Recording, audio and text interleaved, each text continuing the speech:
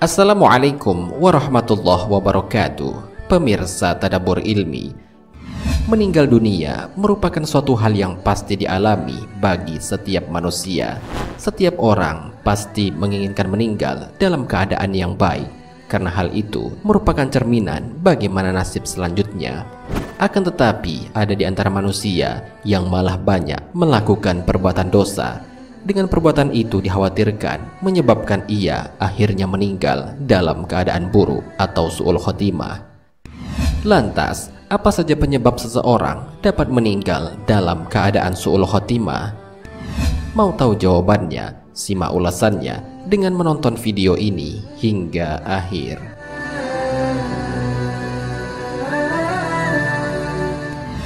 Sebelum lanjut, bagi kalian yang belum subscribe, silahkan untuk menekan tombol subscribe terlebih dahulu. Aktifkan lonceng notifikasinya. Bagikan video ini kepada teman-teman kalian agar semakin banyak orang yang mendapatkan manfaat dari channel ini.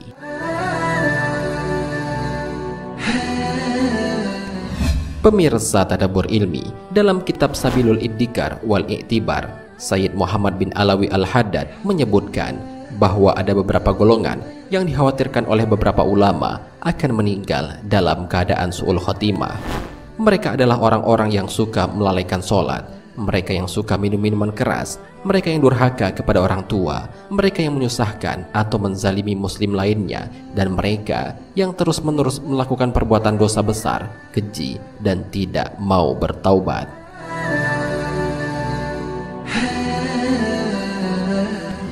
Suka melalaikan sholat 5 waktu. Sholat adalah laksana tali penghubung antara hamba kepada Allah Subhanahu wa Ta'ala, karena hanya dengan sholat seorang hamba dapat berkomunikasi dengan Allah Subhanahu wa Ta'ala. Oleh karena itu, orang-orang yang sering melalaikan sholatnya atau bahkan meninggalkannya dikhawatirkan akan meninggal dalam keadaan yang buruk atau su'ul khotimah. Bahkan Allah Subhanahu wa Ta'ala berfirman bahwa orang yang melalaikan sholat sebagai orang yang celaka. Hal ini sebagaimana disebutkan dalam Al-Quran. Maka celakalah orang yang sholat, yaitu orang-orang yang lalai terhadap sholatnya. Al-Quran Surat Al-Ma'un ayat 4-5. Dalam kitab Irsyadul Ibad ila Sabilir Rasyad, Syekh Zainuddin bin Abdul Aziz bin Zainuddin Al-Malibari secara tegas menjelaskan bahwa orang yang suka melalaikan sholat akan mendapatkan siksaan dengan dimatikan oleh Allah dalam keadaan hina, mati dalam keadaan sangat kelaparan, dan mati dalam keadaan sangat kehausan. Seandainya diminumkan seluruh air di dunia kepadanya, maka semua itu tidak akan bisa menghilangkan rasa hausnya.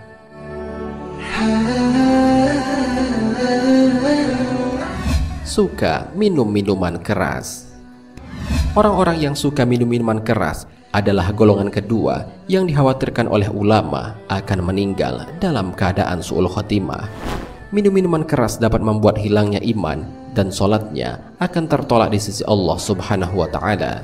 Selain itu, minuman keras bisa menjadi kunci semua keburukan akan terjadi dalam dirinya. Hal ini sebagaimana dijelaskan dalam sebuah hadis. Seorang tidaklah dikatakan beriman ketika sedang menjalankan perbuatan zina. Seorang tidaklah dikatakan beriman ketika sedang minum khamar. Semuanya tidaklah termasuk orang-orang beriman apabila tidak segera melakukan taubat. Hadis riwayat Bukhari dan Muslim.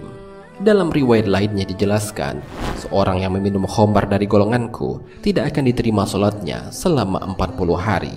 Hadis riwayat An-Nasa'i. Durhaka kepada orang tua. Durhaka kepada orang tua adalah perbuatan yang dilarang dalam Islam. Bahkan perbuatan ini termasuk ke dalam salah satu dari dosa-dosa besar. Hal ini sebagaimana disebutkan dalam sebuah hadis. Dari Abdullah bin Amr, ia berkata, seorang Arab Badui datang kepada Nabi Shallallahu Alaihi Wasallam lalu berkata, "Wahai Rasulullah, apakah dosa-dosa besar itu?" Beliau menjawab, "Irsyak atau menyekutukan sesuatu dengan Allah." Ia bertanya lagi, "Kemudian apa?" Beliau menjawab, "Kemudian durhaka kepada dua orang tua."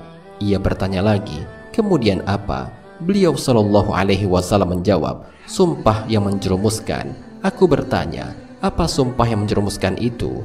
Beliau Shallallahu Alaihi Wasallam menjawab, "Sumpah dusta yang menjadikan dia mengambil harta seorang muslim." Hadis riwayat Al-Bukhari.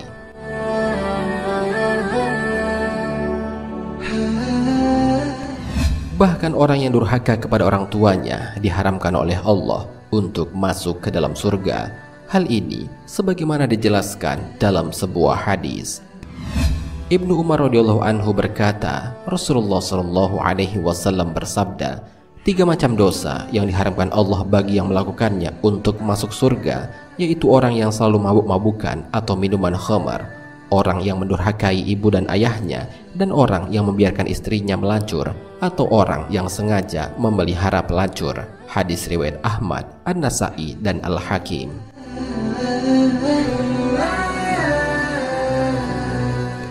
Suka berbuat zalim kepada sesama muslim. Menzalimi atau berbuat aniaya kepada sesama manusia juga merupakan perbuatan yang dibenci oleh Allah Subhanahu wa Ta'ala.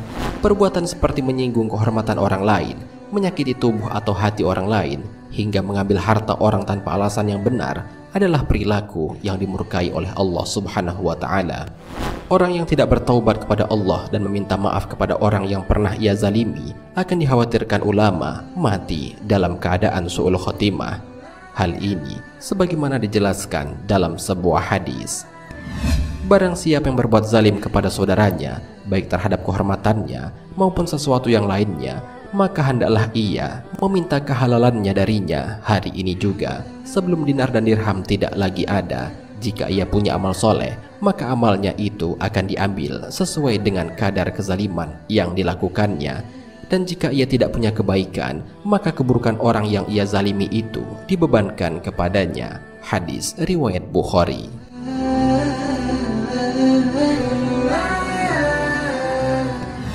Suka berbuat dosa dan tidak segera bertaubat.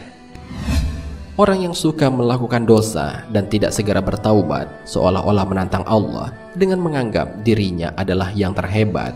Ia menganggap tidak ada seorang pun yang dapat menimpakan sesuatu kemudorotan pada dirinya. Orang-orang yang seperti ini termasuk ke dalam orang-orang yang zalim dan akan kekal di dalam neraka. Hal ini sebagaimana Allah Subhanahu wa Ta'ala berfirman, "Dan barang siapa yang tidak bertaubat, maka mereka itulah orang-orang yang zalim." Al-Quran Surat Al-Hujurat ayat 11. Dan tidak ada seorang pun daripadamu melainkan mendatangi neraka itu. Hal itu bagi Tuhanmu adalah sesuatu kemestian yang sudah ditetapkan. Kemudian kami menyelamatkan orang-orang yang bertakwa dan membiarkan orang-orang yang zalim di dalam neraka dalam keadaan berlutut. Al-Quran Surat Maryam ayat 71 sampai 72.